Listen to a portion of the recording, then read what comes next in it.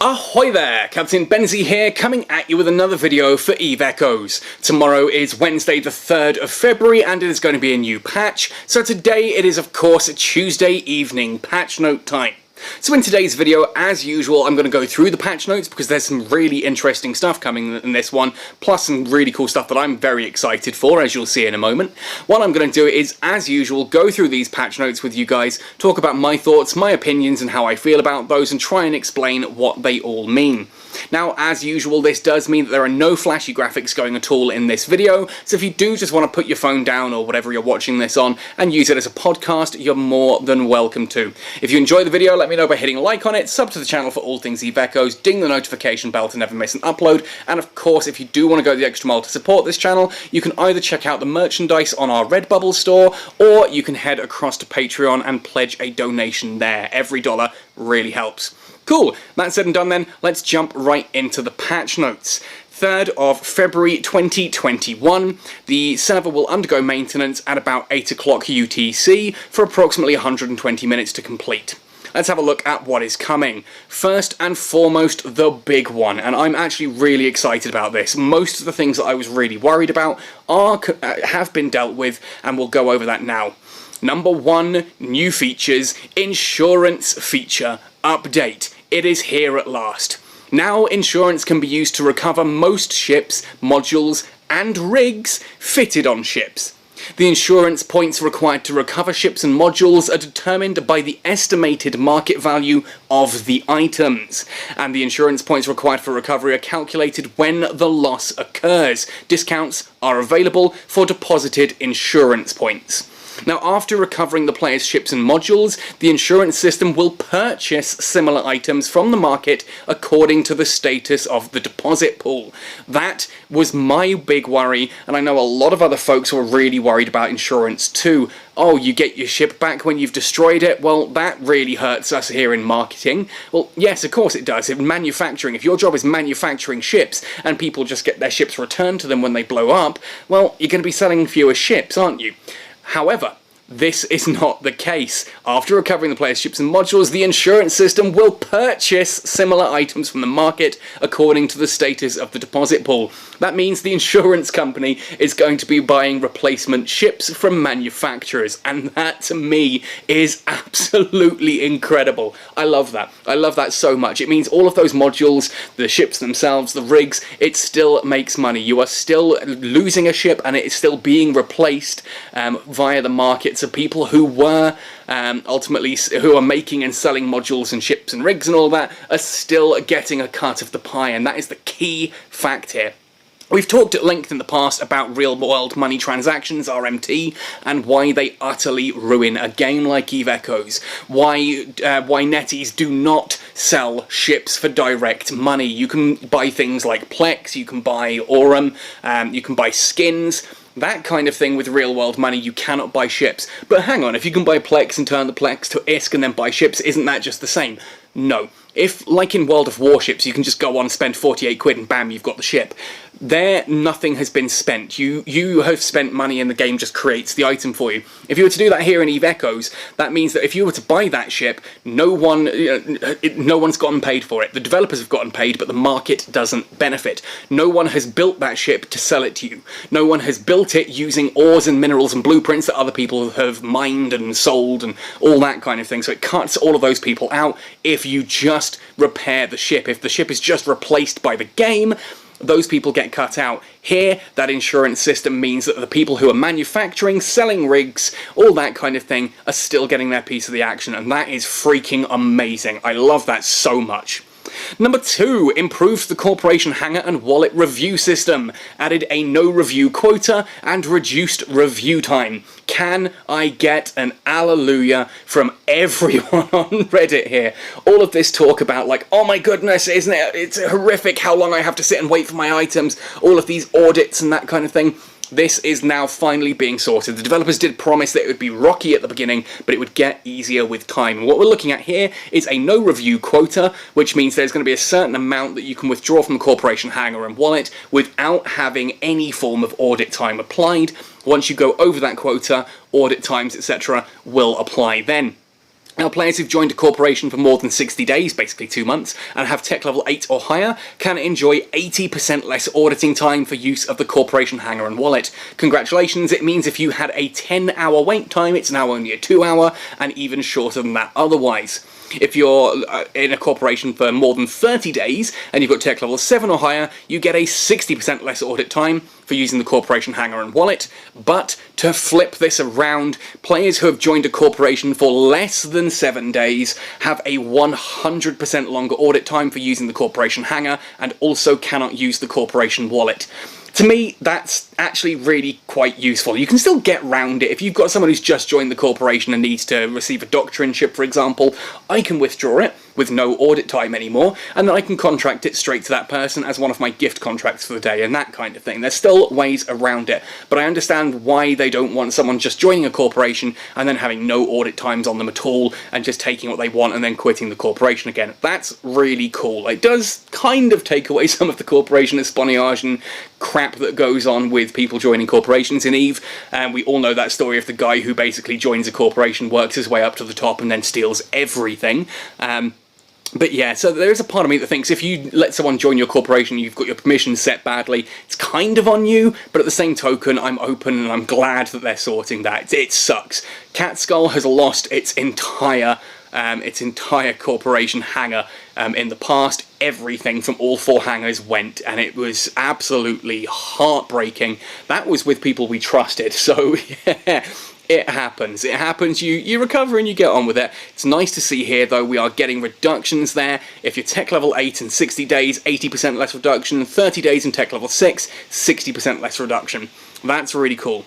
Ship tech level adjustment. This is an interesting one that means I'm going to have to redo some videos now, aren't I? The Tempest and the Raven have been adjusted to tech 9, whereas the Rock and the Maelstrom have been adjusted to tech 10. I don't think any of the stats have changed, it's just when you actually unlock these. I'm kind of happy about that to a certain extent, because I actually really like the Tempest. The Tempest is my favourite looking battleship. I'm glad that's going to be coming down to Tech 9. Sad to see the Maelstrom go up, though. It does make sense as well that the Raven has come down, because I know that's a popular battleship that a lot of people are looking forward to, and it kind of made no sense that you had the Maelstrom, the Raven and the Raven Striker both at Tech 10, so bringing the standard Raven down, to me, makes sense. I know some people are going to be a little bit disappointed that the Rock or the Maelstrom they were looking forward to in a couple of weeks' time is now going to be out of reach for a few more months, but to me it's probably more a good thing than a bad thing. It sucks for those people, and my heart really does go out to you. I would hate for that to be me, but to the same token, it's being done ultimately for balance reasons and to make sure that all of the battleships, all of the large weapon systems there are actually covered across the board. Number 4, now tapping a location you saved before will directly launch an autopilot there. That's really useful. It's basically a warp 2 function. You can just kind of double tap it and bam, off you go straight to it, rather than having to sort of tap it, set as autopilot, and then tap to actually activate your autopilot. That's 3 taps to get yourself jumping as quickly as possible to a bookmark if you haven't already properly set the destination. This is a big change. I'm really happy with that. Very nice. Number 5, tapping Go There under a saved station location will directly navigate you to the station. Awesome, again, that kind of makes sense. It's not set the autopilot, then have to, close down all your menus, tap the autopilot and start navigating. Number 6, the gift contract adjustment. Gift contracts are one of these really controversial things. Some people really hate them, some people don't mind them, some people kind of think they're a good idea. It's a very mixed bag. The idea of a gift contract is that you can send massively unfavourable stuff to someone and it doesn't trigger an RMT spam. Basically, like, you can gift someone a Cinnable or whatever without it going on contract called, audit for like 5 or 6 days as it used to be. So I kind of get why they've done it, but there's only a limited number of these, which means once you've sent a couple of them, you can be stuck waiting for more. Again, I kind of get why, because it is there to stop real money transactions, but it's still a difficult thing. It's a difficult thing to get right. Anyway, in order to reduce the impact of price fluctuations, the contract valuation difference was adjusted from 150% to 200%. Good. Means a gift contract can now be bigger. In order to improve the convenience of player contract transactions, the consumption limit for accepting contracts from Tier 1 to T6 characters has been reduced from 200 to 40, and the consumption limit for accepting Tier 7 contracts has been reduced from 20 to 4. So basically, again, this is kind of a good thing. It means that you're going to be able to do a few more of those gift transactions, those gift contracts, and not have to worry about it so much. You can send more, you can accept more, rather than being locked out after accepting a couple. Good change. Good change. 7. You can tap your own ship and then save current location to save the location you're in. Makes sense. I mean, I don't mind having the bookmark tab open and just kind of tap at the bottom, but it's another way to do it. Makes things nice and easy. Number 8. All normal belts of ore have a life cycle of 3 hours now. Now, that doesn't include things like intumescent or decayed or that kind of thing. It's just the normal belts have a life cycle of 3 hours. This, I think, is to stop that whole thing of some people getting the belts down to, you know, the tiniest amount, keeping them there and using them as lore points, but it also means that the belts do still respawn. It's now just on a set timer, which I'm kind of all for. It means you can also mine everything you want to out of a field, leave the rest, and it will still reset. Improved. Optimize the icon display in the scene to improve the client performance. This, as far as I'm aware, is back of system stuff. It means that the way the icons display now means there's less lag in sort of actually loading everything onto your screen. Always good, especially for lower-end devices. Number 10, added warp fleet option to the fleet members operation menu. Good, means it's easier to move around now in a fleet. 11. Dragging the warp and warp fleet buttons in the fleet members operation menu can control the warping distance. Huzzah! You don't have to warp in at 0 anymore with a fleet. You can actually set a warp in of 100 kilometers or whatever. Excellent change. Very happy about that. That adds a bit more variety and a bit more sort of functionality to fleet combat, whether it's PvE or PvP. 12. Now you can deliver assets that were unable to be delivered to a Capsuleer outpost or Corporation Citadel. Cool. I guess that's all I can really say there. 13. Added price comparison to the buy page and the purchase in bulk page. Basically, when you are buying stuff off the market now, you see a little red arrow or a green arrow saying, you know, this is above the usual market price or it's below the usual market price, that kind of thing, and how much it's off base by. Here, you now get that on the buy and purchase in bulk pages as well, which is a positive change. Means you're not going to be ripped off too easily. Nice and useful. 14. Adjusted the warping velocity of some of the battleships. Now, a battleship's warping velocity is 2 astronomical units per second. I think that's a buff to some of them.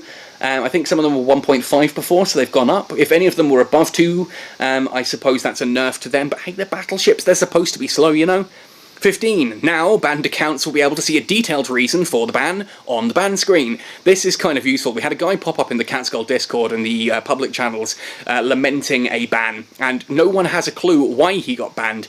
I'm sure he won't tell us why if he actually does know, but it's good to know that if you are caught for a particular reason, at least you know why. Means you can then raise a ticket with the developers and actually understand where to start. You've got a decent starting point for getting that ban lifted. 16. Improved the display of skills and time on the character selection screen. This is really cool. It shows, it's on your menu when you're first logging into a character, it shows properly now how your skill is training, how long it's got left, and what it's currently training. That's really cool because there's been a weird overlap and it makes it really hard to read normally, so it's been fixed. Now you can scroll the language list on the login screen. Cool, so if you're a bilingual person and sometimes you want to be playing in German or playing in English or playing in French, you can now easily change between those. That's pretty cool. 18. Improved the info and notice display. Yes. Okay. I'm not sure what that is. Vague patch notes, Joseph, come on! Vague patch notes, write out in full notes or no notes. Definitely no, don't ever do no notes. Always full notes. The info and notice display is at the top left, like when new mail arrives or when a bounty arrives or something like that. I'm not entirely sure. Number 18 there, folks. Let me know in the comment section what that one is. 19. Items traded in ITC have 50% less trade lock time. Good. It means you have to be in an ITC and you'll get less audit time on that if it's a little bit off kilter. that helps the markets adjust. It does mean if you are selling to systems and stations not in an ITC, you're still going to have that standard trade lock time, but in ITC, 50% reduction. Number 20, I can hear some of the guys in Rocks and Stocks Industries, RNSI, again doing backflips here. New modules for the strip miner graphic. That's really cool. The strip miner now has its own unique icon. It doesn't look just like a regular mining laser. Huzzah, hallelujah, no chance of going out in a retriever that you've accidentally fitted with Mark V mining lasers. 21, added advanced quests in advanced pilot tutorials. These are those ones where like you can get those additional sort of little bits of training, like here's how you use a Webifier, here's how you use Afterburner. We've got a couple more of those now as well. That's really cool. I like having those advanced pilot tutorials. More of those is always good. My job I've kind of been working on has been to teach new players how to get settled into EVE Echoes. Anything else that helps with that is really good for all of us. It means that players are likely to stick around for longer, and more players sticking around for longer means a bigger player base. That means more people in our corporations, more people in our battles, more people buying your stuff off the market. And on the other side of things, it means more money for netties, which means more development, and the game keeps going for longer. We want Echoes to be like EVE Online and still here in 20 years' time. Well, at least I do. Transport missions now display the correct delivery hold volume.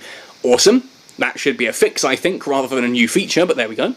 Chat window will no longer be closed during a Stargate jump. I thought this actually happened to me earlier today when I was flying around, but I'm really happy with that. I sit there and I autopilot through systems, especially when you're going through high sec and that, and you just sit there and have a chat with someone, and then you go to hit send just as you're jumping through a gate, and it just, there's nothing there, and you've lost the entire message you've typed. I talk a lot when I'm flying around, so that's a big happy change for me. 24, added a confirmation box for lost resources when a mining array is destroyed. So you don't accidentally destroy a mining array whilst it's still got a ton of planetary resources in it. Always a good thing there. 25, the sharing features will now adapt a unified interface. Okay. Okay, again, the sharing features. I'm assuming that means like when you're sharing a fitting to the different channels and things like that, or you're sharing your location and things like that to different channels, it's all the same unified interface. Again, nice, makes it nice and good looking. Revamped the overview icon for all bases. I think this is things like, obviously, if you've got like a Sancha base in a system that's spawning out new pirates, it's got a different icon in the overview than the other anomalies do, so it makes it harder to accidentally fly into a base and then just clear that and go, oh, I wasn't aware it was a base. Yeah, now there's no excuse. There wasn't an excuse before. It bloody well says base at the end. Jeez, read your text. But now it's got a different icon as well, so I can officially outside the I can hit people, alright, is what I'm trying to say. I can hit people that do it wrong. 27, updated the resources related to the Guardian Rally event. This is the Valentine's Day event that is coming. We saw this on the Trello roadmap. This is pretty cool. Some cool looking ship skins on the way. Hopefully some public PvP. Fingers crossed. I want to make you guys some PvP videos. I really, really do. This will be a nice way to help me, developers, make it open. 28, you can view the KM of the same corporation member in the corporation management interface. KM in this case I'm assuming means kill mail, which means you can have a look through corporation management and see the different kill mails if they've lost ships and things like that. That's kind of cool. Finally then, some fixes. Fixed an issue where the removal of fuel from the corporation outpost fuel hangar would not be restricted by the trade lock. Awesome! You could jump into a corporation hangar and just steal the fuel. I wish I'd known that. I'd have like flown out there to one of GenFed's bases and grabbed all of theirs. Oh wait, they don't have any. Fixed the conflict between player name and rich text that could cause an error in share links. This is like when you're again sharing fittings and stuff like that. There were issues with people who have those weird names with all the icons, rich text names, could cause problems when they were sharing links. Again, so people like that will be happy that that is now a bug that's fixed. Finally then, fixed an issue where the delivery location showed in the Citadel did not match the actual delivery location in some regions. Cool, nice little fix there.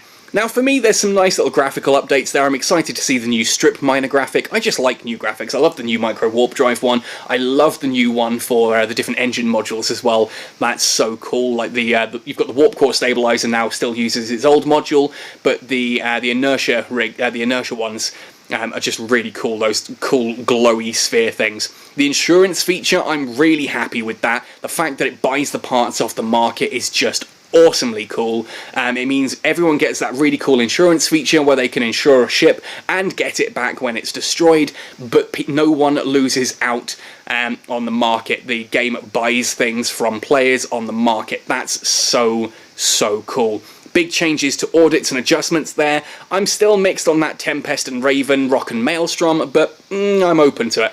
I'm open to it. For me, as I said, I don't really fly battleships. I'm glad to see that the Raven has come down, and personally I massively love the Tempest, so I'm excited to be seeing some of those soon. But I get why some people might be disappointed that the Rock and Maelstrom were just on the edge of their reach and are now going out of the way. But these are my thoughts and opinions, and again, it's 2021, I can't believe I have to say this, they are just my thoughts and opinions, my personal thoughts, my personal opinions. You can disagree with me, you're allowed to disagree with me, we all have our own different opinions, our own different viewpoints. Let me know yours in the comment section down below, and as long as it's politely worded, I may even respond. If you're being a rude jackass, at best you will have the comment removed. At worst, you may be completely hidden from my channel, so all of your contents just show up as invisible from then on. That's a great fun little tool for YouTube content creators. Anyway, folks, let me know what you're excited about most in this. I'm really glad to see this all go live tomorrow.